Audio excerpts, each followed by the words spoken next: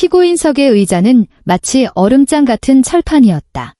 얇은 면 바지 하나로는 막을 수 없는 한기가 허벅지를 타고 뼛속까지 파고들었다. 서울중앙지방법원 제42형사부 법정.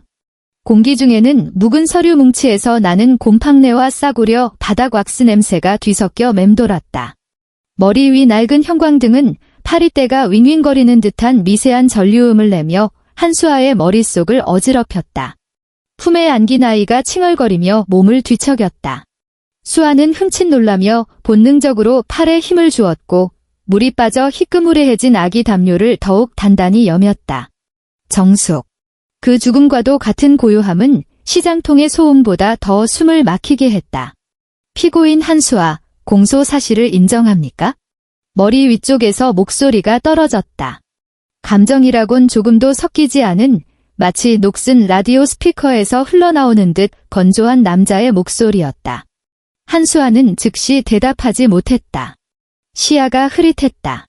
눈앞에 놓인 짙은 갈색 피고인석 책상 위 누군가 날카로운 것으로 그어놓은 깊은 흠집만이 보였다. 목구멍은 모래를 한 줌 삼킨 듯 까끌까끌하고 아팠다. 입을 열어야 했지만 성대가 서로 둘러붙은 것만 같았다. 피고인. 판사의 목소리가 한 톤 높아졌다. 짜증 섞인 기색이 역력했다. 한수아는 그제야 퍼뜩 고개를 들었다. 순간 현기증이 일었다. 맞은편 검사석이 보였다. 30 초반쯤 되어 보이는 검사는 머리카락 한 올 흐트러짐 없이 빗어넘긴 채 금태 안경 너머로 차가운 시선을 보내고 있었다. 그 옆 원고석에는 대형마트 체인의 법무팀 대리인이 앉아 있었다. 그는 손에 든 몽블랑 만년필을 만지작거리며 시선을 아래로 깔고 있었다. 마치 피고인석 따위는 쳐다보는 것만으로도 눈이 더러워진다는 듯한 태도였다. 하지만 한수아의 심장을 멎게 만든 건 그들이 아니었다. 그녀의 떨리는 시선이 법정 칸막이를 넘어 방청석 첫 번째 줄에 꽂혔다. 거기에 그 남자가 있었다. 평범한 직장인이 평생을 일해도 만져보지 못할 최고급 원단으로 지은 감색 슈트. 그는 다리를 꼬고 앉아 한쪽 팔을 의자 등받이에 걸친 채 건방진 태도로 껌을 씹고 있었다. 시선은 산만했고 간간히 켜지는 스마트폰 화면을 힐끔거리며 입가에는 비릿한 미소를 띠고 있었다. 마치 서커스단의 원숭이 묘기를 구경 온 사람 같은 표정이었다. 박민혁. 성진그룹의 차남. 뼛가루가 되어서도 잊지 못할 그 남자. 한수아의 손가락이 아기 담요에 오를 뜯을 듯 파고들었다. 손톱 끝이 하얗게 질렸다. 위장 밑바닥에서 뜨거운 위산이 역류했다. 그것은 공포였고 동시에 뼈에 사무치는 치욕이었다. 1년 전 폭우가 쏟아지던 그 밤 강남의 멤버십 클럽 VIP 룸에서 그는 하늘 높은 줄 모르는 황태자였고 수아는 와인 한 병을 깨트려 벌벌 떨던 유니폼 차림의 웨이트리스였다. 제발요, 매니저님이 알면 전 죽어요. 그때 그녀는 바닥에 무릎을 꿇고 빌었다. 눈물이 마스카라와 섞여 검게 볼을 타고 흘러내렸다. 박민혁은 그때 뭐라고 했던가? 그는 반질거리는 구두 코로 그녀의 턱을 툭 치며 들어 올렸다. 마치 길가에 버려진 유기견을 보듯 입꼬리를 비틀며 잔인하게 웃었다. 야, 울지 마. 너만 말 잘 들으면 술 한 병 값이 대수냐? 그날 밤의 기억은 파편처럼 깨져 있었다. 역겨운 알코올 냄새, 난폭하게 옷이 뜯겨나가는 소리, 그리고 소리조차 지르지 못했던 비명. 일이 끝난 후 그는 쓰레기를 버리듯 수표 몇 장을 던져주며 사람을 시켜 그녀를 뒷문으로 내쫓았다. 수아는 그 돈을 줍지 않았다. 그녀는 쏟아지는 빗속을 맨발로 3시간이나 걸었다. 발바닥이 찢어져 피투성이가 될 때까지. 그런데 지금 그 남자가 저기 앉아 있다. 고작 56,000원어치 분유 2통을 훔친 죄로 재판을 받는 그녀를 구경하러. 그는 그녀를 알아보지도 못했다. 그에게 그날 밤은 수많은 유흥 중 스쳐 지나간 피우다 버린 담배꽁초 같은 기억일 뿐이었다. 하지만 한수아에게 그 담배꽁초는 인생을 지져버린 화상이었고 품에 안긴 생후 4개월 된 생명을 남겼다. 피고인 한수아. 판사의 호통이 천둥처럼 귓가에 꽂혔다. 한수아는 몸을 움찔 떨며 황급히 시선을 거두고 고개를 숙였다. 바짝 마른 입술이 떨리며 간신히 소리를 뱉어냈다. 네, 저 인정합니다. 모기 소리만 한 대답이었다. 원고석의 마트 법무대리인이 자리에서 일어나 넥타이를 고쳐맸다. 그의 목소리는 확신에 차 있었다. 존경하는 재판장님, 비록 피해 금액은 소액이나 피고인은 이미 동일 마트에서 3차례나 절도를 시도했습니다. 마트 측은 유감을 표하지만 상거래 질서 확립을 위해 특히 배후에 조직적인 절도단이 있을 가능성을 고려하여 법대로 엄중히 처벌해 주시기를 강력히 요청합니다. 조직적 절도단. 한수아는 번쩍 고개를 들었다. 눈시울이 순식간에 붉어졌다. 아니에요. 그녀는 다급하게 외쳤다. 조바심의 목소리가 날카롭게 갈라졌다. 조직 같은 건 없어요. 저 혼자예요. 저는 그저 아이가 사흘이나 굶어서 정말 어쩔 수가 없어서 마트 분유가 진열장 안에 있어서 정말 아이 때문에 이해 있습니다. 검사가 차갑게 말을 잘랐다.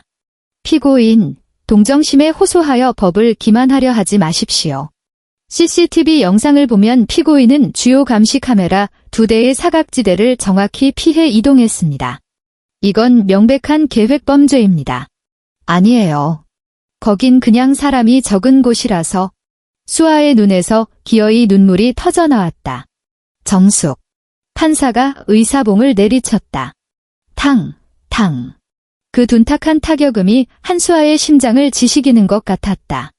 그녀는 절망적으로 입을 다물었다. 소용없었다. 반지하 색방 보증금도 없어 쫓겨난 미혼모의 말을 믿어줄 사람은 아무도 없었다. 이 나라에서 가난은 그 자체로 원죄였다. 기저귀 값을 벌기 위해 좁디 좁은 고시원 방마저 빼고 경기도 외곽의 곰팡이 핀 반지하 방으로 옮겼다. 겨울바람은 칼날처럼 창틈을 비집고 들어왔고 벽지 뒤로는 검은 곰팡이가 피어올랐다. 가진 옷을 전부 꺼내 아이에게 덮어주고 그녀는 밤새 오들오들 떨었다. 그날 아이가 열이 펄펄 끓었다. 마지막 분유 한 숟가락은 이틀 전에 바닥났다. 쌀을 불린 미음을 먹였지만 아이는 먹는 족족 토해냈다. 울음소리는 점점 잦아들더니 나중에는 울 힘도 없어 입만 벙긋거렸다. 마치 물 밖으로 나온 물고기처럼. 동네 편의점을 돌며 외상을 부탁했지만 문전박대당했다. 돈도 없으면서 애는 왜 싸질러. 재수없게. 편의점 주인이 가게 앞에 소금을 뿌리던 모습이 인두처럼 뇌리에 박혔다. 더 이상 갈 곳이 없었다. 그래서 그 대형마트로 들어갔다. 차가운 수갑이 손목에 철커덕 채워질 때 그녀는 수치심보다 절망을 느꼈다. 바닥에 떨어져 굴러가는 분유통 2개. 결국 아이에게 한 모금도 먹이지 못했다는 사실이 그녀를 미치게 했다. 쳇, 아주 신파를 찍는구먼. 방청석에서 비웃음 섞인 혼잣말이 들려왔다. 조용한 법정 아니라 그 소리는 유독 날카롭게 꽂혔다. 한수아는 돌아보지 않아도 그게 누구인지 알았다. 박민혁은 옆자리의 수행 변호사에게 몸을 기울이고 속삭였다. 목소리를 낮췄지만 텅 빈 법정의 울림 때문에 토시 하나까지 선명하게 들렸다. 분유 몇 통 때문에 재판까지 오고 대단하다 대단해. 저 여자 연기력 좀 봐. 눈물이 수도꼭지네. 배우나 하지 그랬어? 한수아의 얼굴이 불에 데인 듯 화끈거렸다. 공개적인 자리에서 뺨을 얻어맞은 기분이었다. 이를 악물자 입안에서 비릿한 피 맛이 났다. 저 남자가 아이의 아빠다. 자신을 지옥으로 밀어넣고 이제는 지옥불에서 허우적거리는 꼴을 보며 팝콘을 씹는 남자. 정숙하세요. 재판장의 목소리가 다시 울렸다. 이번에는 서슬퍼런 위험이 서려 있었다. 한수아는 고개를 들어 눈물 맺힌 눈으로 높은 법대 위에 앉은 판사를 처음으로 똑바로 바라보았다. 예수는 좋게 넘어 보이는 노인이었다. 희끗희끗한 머리칼을 단정하게 빗어 넘겼고 얼굴의 깊은 주름 하나하나에 고집과 엄격함이 배어 있었다. 그의 눈빛은 검사처럼 날카롭지 않았지만 깊이를 알 수 없는 고요한 우물 같아서 더 무거웠다. 박만수. 사법부의 전설로 불리던 전 대법관. 적체된 사건 처리를 위해 특별 임용되어 다시 법복을 입은 원로 법조인. 그리고 성진그룹 박 회장의 친형이자 박민혁의 큰아버지. 재판장 박만수는 안경을 벗어 미간을 꾹꾹 눌렀다. 그의 탁하지만 형형한 눈동자가 한수아에게 잠시 머물렀다가 콧대 높은 마트 측 변호사를 훑고 마지막으로 방청석에 삐딱하게 앉아있는 조카에게 닿았다. 박만수의 미간에 깊은 내 천자가 새겨졌다. 그는 저 마트 변호사가 누구의 지시로 왔는지 알고 있었다. 성진그룹 유통계열사. 고작 5만 원짜리 사건에 그룹 법무팀 에이스를 보내 젖먹이 아이를 둔 여자를 기어이 감옥에 보내겠다고? 원고 측. 박만수가 입을 열었다. 목소리는 낮고 걸걸했다. 피고인이 마트 측 피해를 변상하겠다는 의사는 있습니까? 국선 변호인이 벌떡 일어나 이마에 땀을 닦으며 대답했다. 네, 재판장님. 피고인은 현재 경제적으로 매우 어렵지만 분할 상환을 약속했습니다. 또한 사회봉사 명령도 달게 받겠다고 합니다. 아이가 아직 수유 중인 점을 참작하시어 단순히 변상의 문제가 아닙니다. 원고 측 변호사가 차갑게 말을 잘랐다. 이건 기업의 무관용 원칙에 관한 문제입니다.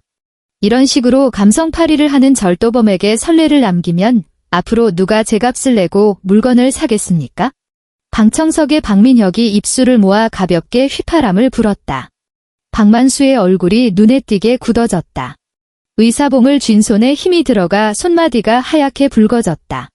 그는 강자가 약자를 짓밟은 이런 뻔한 레퍼토리를 혐오했다. 그리고 자신의 조카가 마치 동네 양아치처럼 저기 앉아 그 광경을 즐기는 꼴은 더더욱 역겨웠다. 그때였다. 으아아. 법정에 무거운 공기를 찢고 자지러지는 울음소리가 터져나왔다. 한수아의 품에 안긴 아이가 깬 것이다. 그것은 평범한 칭얼거림이 아니었다. 극심한 허기와 고통이 만들어낸 칠판을 손톱으로 긁는 듯한 날카로운 비명이었다. 한수아는 사색이 되었다. 허둥지둥 아이의 등을 토닥이며 몸을 떨었다. 미안해. 쉬. 아가, 착하지. 미안해. 그녀가 당황할수록 아이는 더 악을 쓰며 울었다. 높은 법정 천장에 메아리치는 울음소리는 사람들의 고막을 송곳처럼 찔러댔다. 방청석이 술렁거리기 시작했다. 누군가는 인상을 찌푸리며 귀를 막았고 누군가는 혀를 찼다.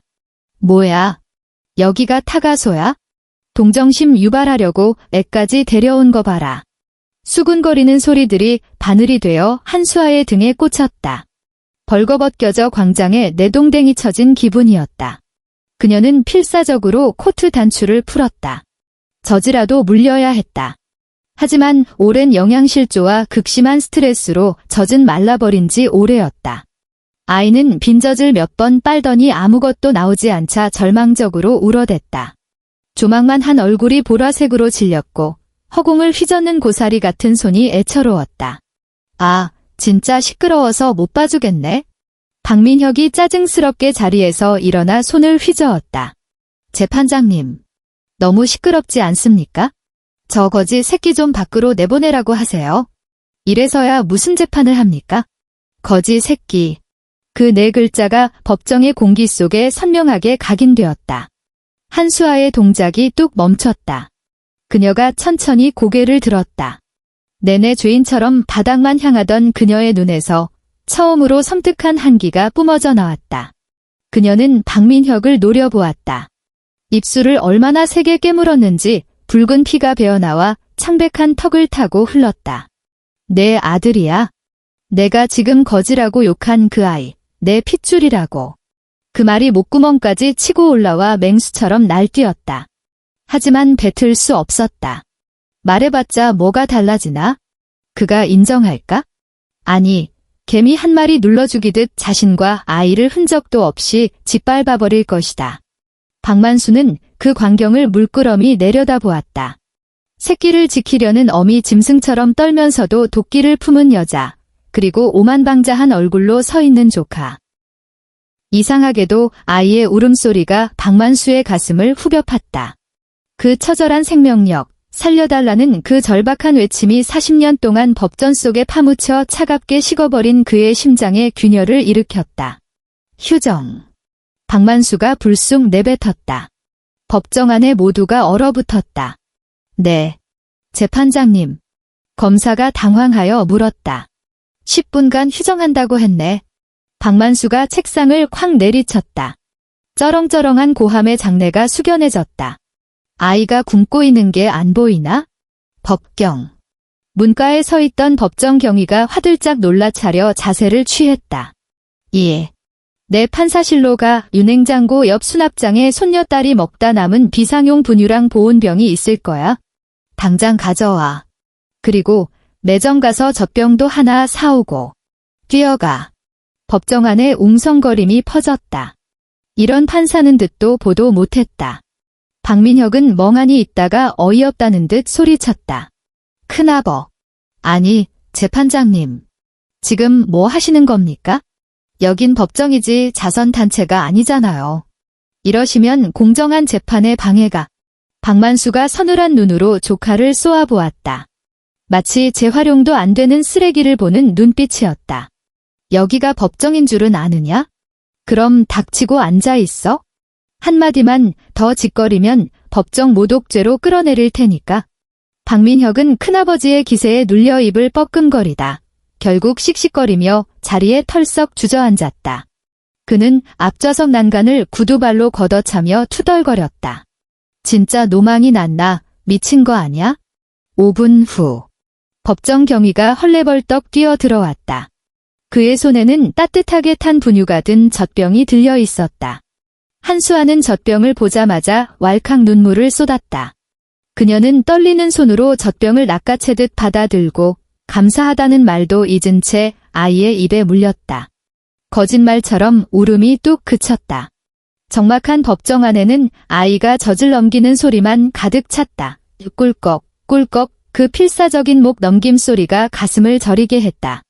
한수아는 아이가 먹는 모습을 넋을 잃고 바라보았다. 그녀의 손이 아이의 듬성듬성한 베넷 머리를 쓰다듬었다. 몸부림치느라 아이의 발에 신겨져 있던 낡고 보풀린 양말이 벗겨져 덜렁거렸다. 앙상하게 마른 발목이 드러났다. 높은 법대 위에서 그 모습을 지켜보던 박만수. 처음엔 연민 어린 눈빛이었다. 하지만 그의 시선이 무심코 드러난 아이의 발목에 닿은 순간 그의 동공이 바늘구멍처럼 수축했다. 시간이 멈춘 것 같았다. 박만수가 벌떡 일어났다. 어찌나 급하게 일어났는지 책상 위에 찻잔이 엎어져 서류를 적셨지만 그는 신경조차 쓰지 않았다. 그는 아이의 발목을 뚫어지라 응시했다.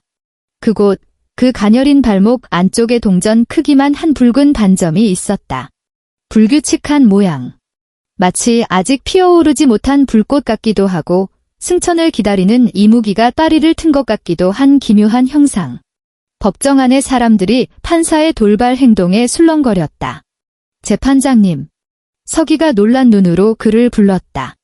박만수의 귀에는 아무것도 들리지 않았다. 호흡이 거칠어지고 가슴이 격렬하게 오르내렸다. 책상을 짚은 손가락이 나무를 파고들듯 하얗게 질렸다. 말도 안 돼. 있을 수 없는 일이다. 저 반점, 저 위치, 저 독특한 핏빛 색깔. 저것은 박씨 가문 직계 남자들에게만 나타나는 유전적 표식이었다. 자신과 자신의 아버지, 그리고 저 못난 조카 박민혁에게만 있는 혈통의 낙인, 심지어 박민혁의 배다른 형에게조차 나타나지 않았던 유전자 검사보다 더 확실한 가문의 증명. 박만수의 머릿속에 수만 개의 번개가 동시에 내리꽂혔다. 그는 천천히 고개를 돌렸다. 그의 시선이 칼날처럼 날아가 방청석에서 여전히 폰을 만지작거리는 박민혁에게 꽂혔다. 그리고 다시 아이의 입가에 흐른 분유를 닦아주는 여자를 보았다. 조카가 거지 도둑년이라고 부르던 그 여자.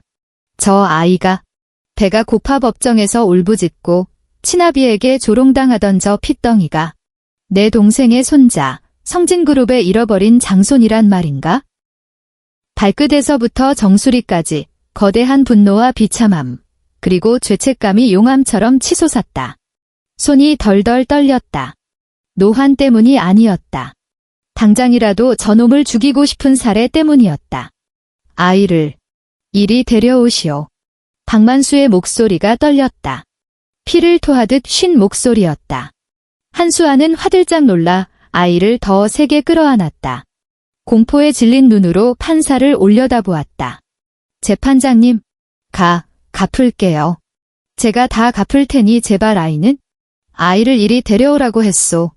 박만수가 거의 절규하듯 소리쳤다. 그는 법대를 돌아 경위의 만류도 뿌리치고 비틀거리는 걸음으로 단상을 내려왔다. 법정은 찬물을 끼얹은 듯 고요해졌다.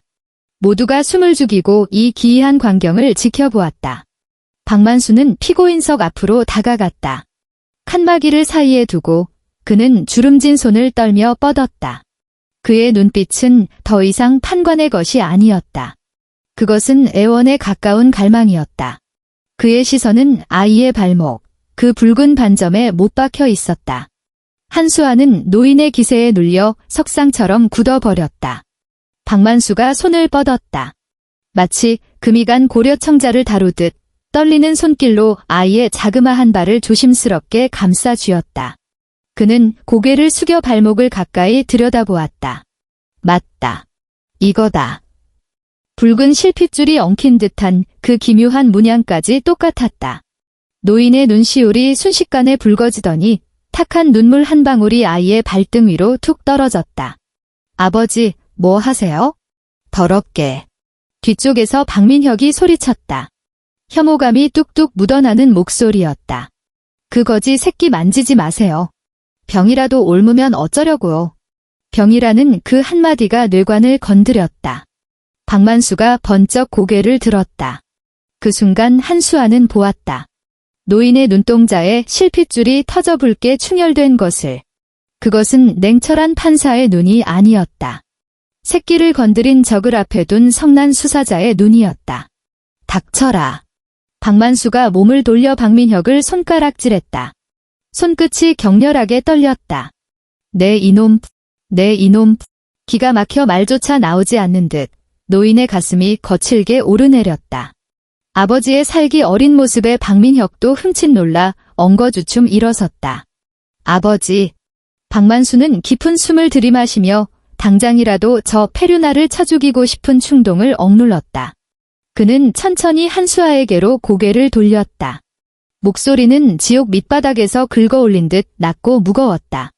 아이 아비가 누구냐? 한수아는 멍해졌다. 이성을 잃은 노인과 여전히 상황 파악을 못한 채 오만하게 서 있는 박민혁을 번갈아 보았다. 기묘한 직감이 스쳤다. 이 늙은 판사가 무언가를 알아챘다는 직감. 심장이 미친 듯이 뛰기 시작했다. 말해도 될까? 말하면 어떻게 될까? 미친 여자 취급을 받으며 끌려나갈까? 아니면 저 거대한 권력에 의해 쥐도 새도 모르게 사라질까? 하지만 품 안에서 배를 채우고 방긋 웃는 아이를 내려다보자. 그리고 방금 들었던 거지 새끼라는 말이 떠오르자 가슴속에서 뜨거운 것이 치밀어 올랐다. 한수아는 천천히 손을 들어 올렸다. 수많은 눈동자가 지켜보는 가운데 숨소리조차 들리지 않는 적막한 법정 안에서 동상에 걸려 붉게 부르튼 그녀의 거친 손가락이 방청석을 향해 곧게 뻗어나갔다. 구름 위에 앉아있는 듯한 저 남자, 세상 무서울 것 없는 오만한 남자를 향해. 저 사람입니다. 한수아의 목소리는 크지 않았지만 법정 구석구석까지 명료하게 파고들었다. 아이 아빠는 저기 앉아있는 박민혁입니다. 순간 법정 안의 공기가 진공 상태처럼 빨려나갔다. 박민혁을 가리키는 한수아의 손끝이 파르르 떨렸다. 손톱 밑에는 지워지지 않는 곰팡이 얼룩이 검게 남아있었다. 그 비천한 손가락이 지금 대한민국 최고 재벌가의 아들을 지목하고 있었다. 모든 시선이 조명탄처럼 박민혁에게 꽂혔다. 1초, 2초, 3초. 짧고 어이없다는 헛웃음이 정적을 깼다. 박민혁은 태어나서 들은 농담 중 가장 웃긴다는 표정을 지었다. 그는 씹던 껌을 최고급 카페투 바닥에 퇴뱉더니 반짝이는 구두 굽으로 짓이겨 껐다. 그리고는 느릿하게 자리에서 일어났다.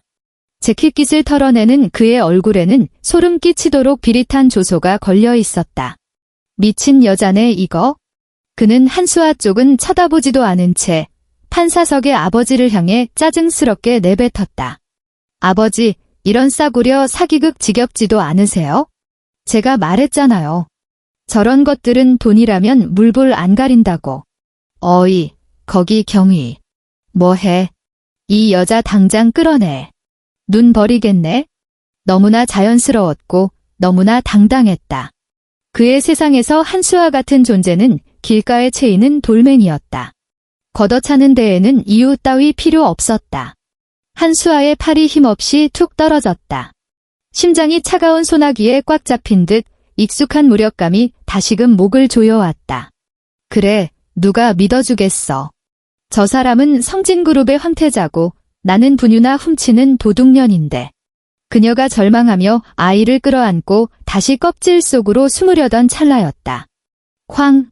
법정이 떠나갈 듯한 굉음이 터졌다. 의사봉 소리가 아니었다. 박만수의 검버섯핀 큰 손바닥이 재판석 테이블을 내리친 소리였다. 육중한 원목 책상이 비명을 질렀고 위에 놓인 서류 뭉치가 허공으로 흩날렸다. 박민혁이 깜짝 놀라 인상을 찌푸렸다. 아버지, 왜 닥쳐라. 나직하지만 벼락 같은 목소리였다. 박만수는 자리에 앉지 않았다. 두 손으로 책상 모서리를 짚고 상체를 앞으로 기울인 채 이글거리는 푸른 불꽃 같은 눈으로 아들을 노려보았다. 박민혁, 피고인이 너를 아이의 친부로 지목했다. 박만수는 한 글자 한 글자 씹어뱉듯 말했다. 너 인정하느냐? 박민혁은 눈을 희번덕거리며 양손을 바지 주머니에 찔러 넣었다. 어깨를 으쓱하는 꼴이 가관이었다. 인정은 무슨. 제가 밤마다 만나는 여자가 저 여자가 평생 먹은 쌀알보다 많을 텐데 안고 찾아오는 여자마다 다 제 애입니까? 그러다간 우리 집 고아원 차려야 할걸요. 법정 곳곳에서 헉하는 숨소리가 들려왔다. 한수아는 전신의 피가 거꾸로 솟는 것 같았다. 입술을 너무 세게 깨물어 쇠맛이 나는 피가 입안 가득 고였다. 게다가 박민혁이 한수아 품의 아이를 경멸 어린 눈으로 훑어보며 입꼬리를 비틀었다. 저런 천한 몸뚱이에서 나온 게 어떻게 내 씨야? 꼬라지 좀 봐. 이 쓰레기통에서 주워왔다고 해도 믿겠네. 아버지, 진짜 노망나셨어요. 저런 잡종을. 슉. 날카로운 파열음이 법정에 굳어버린 공기를 갈랐다.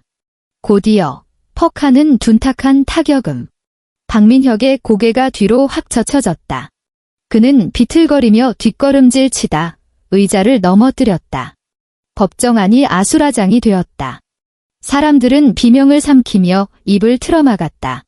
법의 존엄을 상징하는 무거운 의사봉이 박민혁의 발치에 뒹굴고 있었다. 박민혁의 매끈한 이마에는 순식간에 시퍼런 혹이 부어올랐고 찢어진 피부에서 흐른 선혈이 값비싼 맞춤 셔츠 위로 뚝뚝 떨어졌다. 이 천하의 패류나 놈. 박만수가 법대 위에 서서 쩌렁쩌렁 호통쳤다. 가슴이 터질 듯 부풀어 올랐고 아들을 가리키는 손가락은 폭풍우 속의 나뭇가지처럼 흔들렸다. 그는 더 이상 냉철한 대법관이 아니었다. 그저 경로한 아버지이자 가슴이 찢어진 할아버지일 뿐이었다. 내 핏줄이다. 내가 싸질러 놓은 내 친자식이야. 박만수의 절규가 높은 천장을 때리고 사람들의 고막을 뒤흔들었다. 박민혁은 피 흐르는 이마를 감싸쥐고 믿을 수 없다는 표정으로 아버지를 올려다보았다. 아버지, 미쳤어요. 저런 천한년 때문에 날 때려요? 내 놈 눈으로 똑똑히 봐라. 박만수는 계단을 내려올 새도 없이 법대 옆으로 뛰어내리듯 돌진했다. 비틀거리는 걸음이었지만 그 기세는 산 하나를 무너뜨릴 듯했다. 그는 피고인석으로 달려가 한수아 품에 있는 아이의 발을 낚아채듯 들어 올려 박민혁의 코앞에 들이밀었다. 찬 기온의 보랏빛으로 질린 아이의 발 그 위에 선명하게 찍힌 붉은 화염 모양의 반점.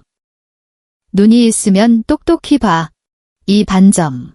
내 허벅지 안쪽에도 있고 내 할아버지 허벅지에도 있던 점이다. 죽었다 깨어나도 못 속이는 박씨 집안의 낙인이야. 그래도 오리발을 내밀 테냐. 박민혁이 멍하니 입을 벌렸다. 이마에 피를 닦을 생각도 하지 못한 채 그는 붉은 반점을 뚫어지라 쳐다보았다. 박씨 가문의 남자라면 모를 수가 없는 저주 같은 유전. 어릴 적 저 점 때문에 아버지에게 숱하게 불려가 검사를 받았던 기억이 났다. 동공이 심하게 흔들렸다. 시선이 아이의 발에서 한수아의 얼굴로 옮겨갔다. 뇌리 깊숙한 곳에 처박혀 있던 기억의 파편이 그제야 맞춰졌다. 그 비 오던 밤, 살려달라고 빌던 웨이트리스. 장난감처럼 가지고 놀다 쓰레기처럼 내다 버린 여자. 너였냐? 박민혁의 목소리에 처음으로 당혹감이 서렸다. 한수아는 대답하지 않았다. 그저 눈물과 원망이 가득 고인 눈으로 그의 살점을 뜯어낼 듯 노려볼 뿐이었다. 박민혁의 머리가 빠르게 돌아갔다. 당혹감은 순식간에 사라지고 특유의 오만함과 계산속이 그 자리를 채웠다. 피할 수 없다면 다른 방식으로 처리하면 그만이다. 그래요. 내 애라고 칩시다. 박민혁은 피 묻은 손으로 안주머니에서 수표책을 꺼냈다. 그 능숙한 동작이 구역질이 날 정도였다. 얼마면 돼? 1억, 2억. 돈 받고 당장 그 잡종 데리고 꺼져. 내 눈앞에서 알짱거리지 말고. 이번엔 의사봉이 아니었다. 손바닥이었다. 박만수가 온 힘을 다해 아들의 뺨을 후려갈겼다. 얼마나 세게 때렸는지 때린 박만수의 몸이 휘청거렸고 옆에 있던 법정 경위가 황급히 그를 부축했다. 저놈 입 당장 틀어막아. 박만수가 거친 숨을 몰아쉬며 고래고래 소리쳤다. 법경. 저놈 당장 수갑 채워. 뭐라고요? 얼얼한 뺨을 감싸쥔 박민혁이 눈을 부라렸다. 아버지, 저예요. 성진그룹 후계자 박민혁이라고요. 지금 이 순간부터 넌 아니다. 박만수의 목소리가 차갑게 가라앉았다. 분노가 지나간 자리에 남은 것은 소름 끼치는 냉기였다. 그는 경위의 부축을 뿌리치고 꼿꼿이 허리를 폈다. 그의 눈빛이 아들과의 마지막 인연을 칼로 베어내듯 서늘했다. 법정을 모독하고 증인을 협박했으며 친자식을 유기하여 죽음 직전까지 몰고 갔다. 아비로서 너를 잘못 가르친 건 내 죄다. 허나 법관으로서 너 같은 인간 쓰레기가 활개치는 꼴은 더 이상 못 보겠다. 당장 끌고 가. 유기치상죄, 그리고 법정 모독죄로 현행범 체포해.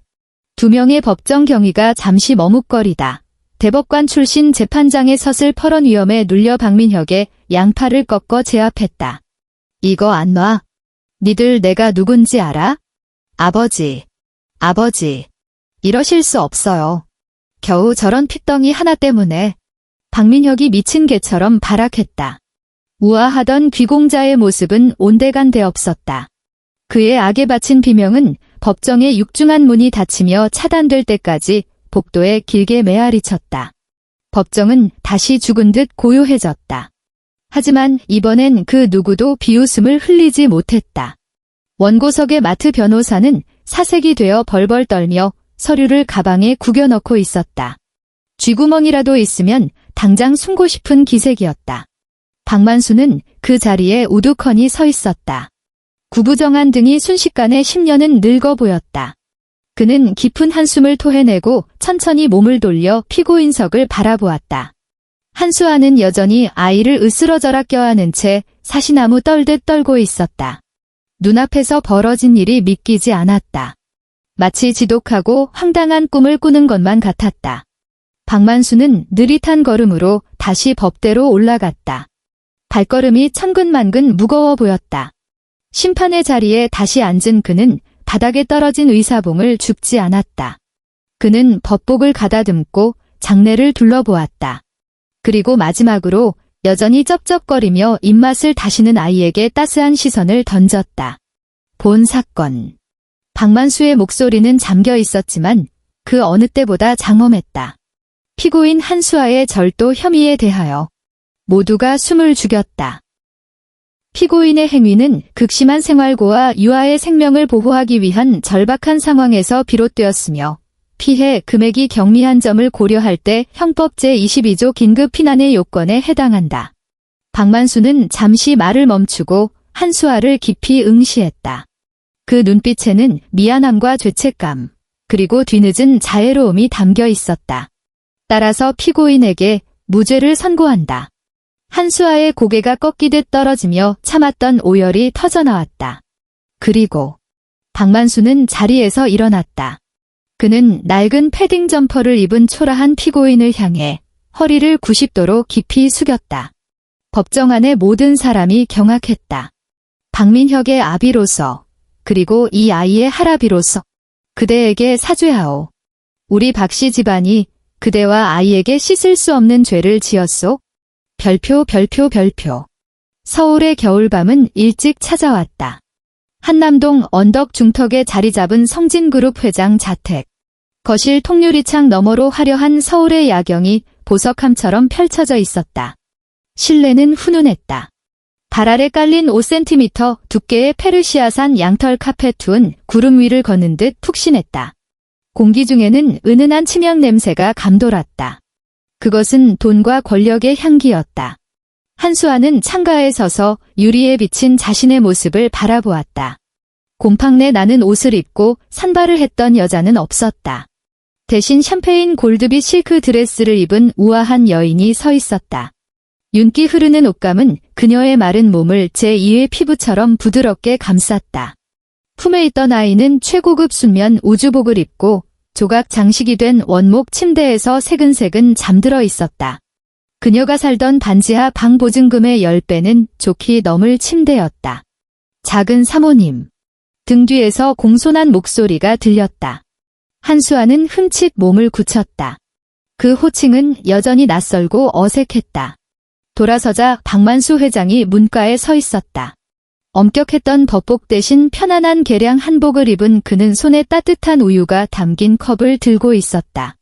법정에서 호령하던 호랑이 같은 기세는 온데간데였고 그녀의 눈치를 살피는 조심스러움만이 가득했다. 아이는 자느냐? 혹여나 어렵게 되찾은 핏줄이 깰까 봐 박만수는 속삭이듯 물었다. 한수아는 고개를 끄덕이며 반사적으로 우유를 받으려 했다. 하지만 박만수가 손을 저어 막았다. 뜨겁다. 내가 놓으마. 박만수는 직접 침대 옆 협탁에 우유를 내려놓고는 쭈뼛거리며 손을 비볐다. 수아.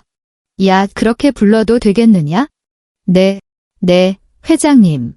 한수아는 고개를 숙인 채 작게 대답했다. 목소리가 아직 메마른 낙엽처럼 바스락거렸다. 회장님이라니. 박만수가 씁쓸하게 웃으며 잠든 손자의 얼굴을 애틋하게 내려다보았다. 아버님이라고 부르거라. 그 못난 놈은 아비 자격이 없지만 나는 죽으나 사나 이 여석 카렙이 아니냐. 그건 변하지 않는다. 한수아는 입술을 깨물었다. 지난 1년의 지옥 같던 시간들이 주마등처럼 스쳤다. 곰팡이 핀 벽지, 편의점 주인의 경멸, 법정에서의 수모, 그리고 그 빗속에 차가운 아스팔트 바닥. 그 상처들이 4번임이라는 단어 하나로 덮일 수는 없었다. 박만수도 그녀의 마음을 읽은 듯 했다. 그는 품에서 서류 봉투 하나를 꺼내 테이블 위에 조용히 올려놓았다. 주식 양도서다. 박만수는 오늘 날씨를 이야기하듯 덤덤하게 말했다. 민혁이 논명의로 된 지분 전량, 그리고 내가 가진 그룹 지분의 10%를 아이 앞으로 돌려놓았다. 아이가 성년이 될 때까지 내가 전권을 가지고 관리하게 될 게다. 한수아는 놀란 눈으로 노인을 쳐다보았다. 상상조차 할 수 없는 천문학적인 액수였다. 서울의 절반을 살 수도 있는 힘이었다. 보상이고 속죄다. 박만수는 창밖의 어둠을 응시했다. 눈빛이 휑하니 쓸쓸했다. 그 못난 놈은 구치소에 있다. 아주 오랫동안 거기서 나오지 못하게 할 거다. 사람이 되는 법을 배울 때까지. 그리고 너는?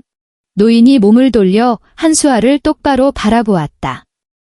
오늘부터 내가 성진의 안주인이다. 누구도 너를 무시하지 못하게 할 것이고 누구도 아이를 두고 뒷말을 하지 못하게 만들 거다.